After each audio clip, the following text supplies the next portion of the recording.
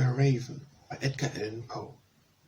Once upon a midnight dreary, while I pondered, weak and weary, over many a quaint and curious volume of forgotten lore, while I nodded, nearly napping, suddenly there came a tapping, as of someone gently rapping at my chamber door.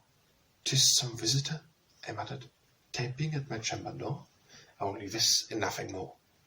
And distinctly I remembered it was in the black December, and each separate dying ember roared a ghost upon the floor.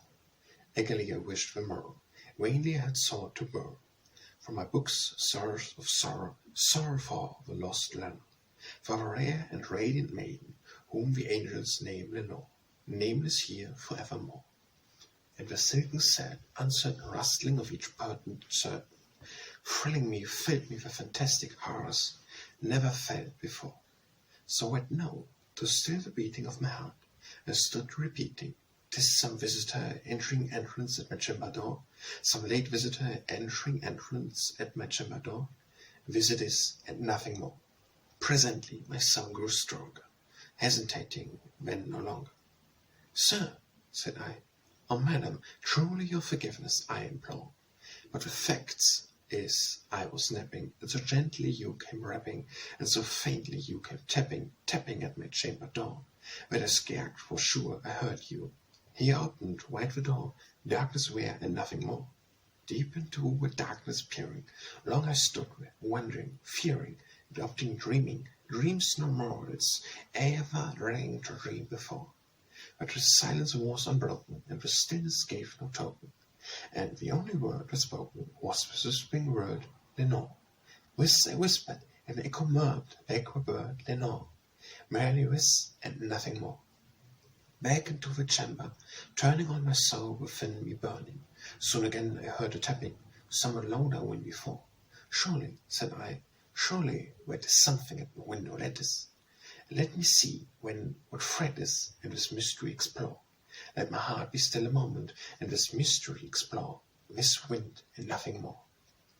Open here I flung the shutter, when, with many a flirt and flutter, in there stepped the stately raven of the saintless days of yore. Not released of sins made he, not a minute stopped or stayed he, but with mine of lord or lady, perched above my chamber door, perched upon the bust of Pales, just above my chamber door, perched and sat, and nothing more. When this ebony bird beguiled my sad fancy into smiling, by the grave and stern decorum of a contenance it were, "For the crest be shorn and shaven thou," I said, "art shorn and craven, ghastly grim and ensign raven, wandering from the nightly shore. Tell me what the lordly name is on the night's Plutonian shore." Quoth the raven, "Nevermore." Much I marveled, this ungainly fowl, to hear discerned so plainly, thought its answer little meaning, little relevancy bore.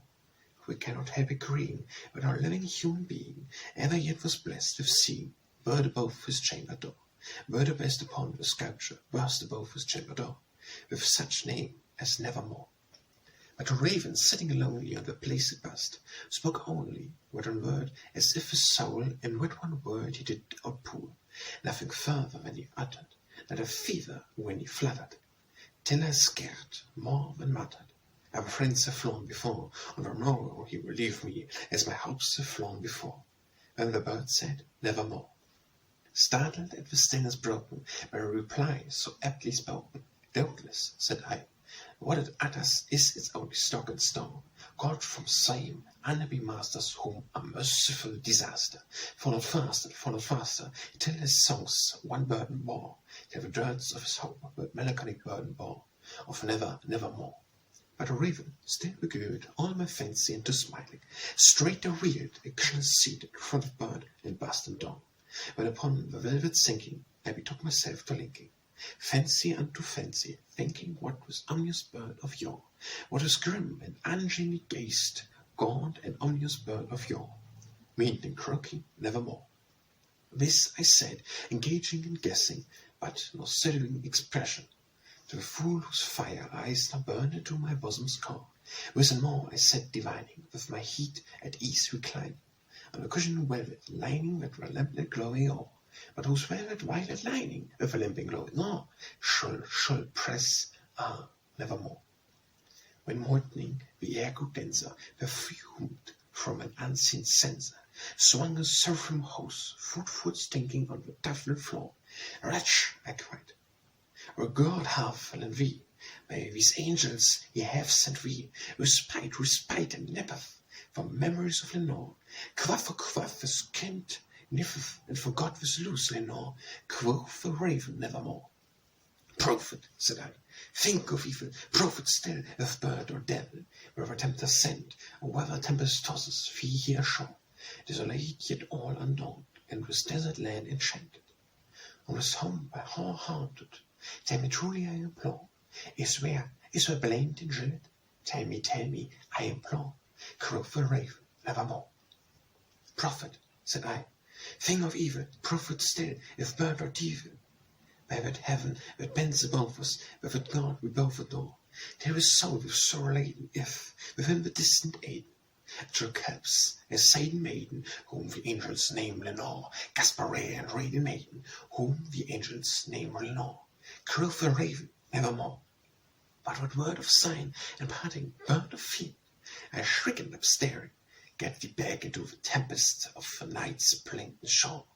Leave no black plume as a token of a lie that soul have spoken. Leave me loneliness unbroken. Quit the bust above my door. Take the break from out my heart, and take the from off my door. Croak the raven, nevermore. And the raven, never flitting, still sitting, on the pale bust of Pallas, just above my chamber door. And his eyes have all the seeming of a demon's wettest dreaming, and the lamplight of them streaming throws his shadow on the floor. And the soul from outward window, that lies floating on the floor, shall be lifted nevermore.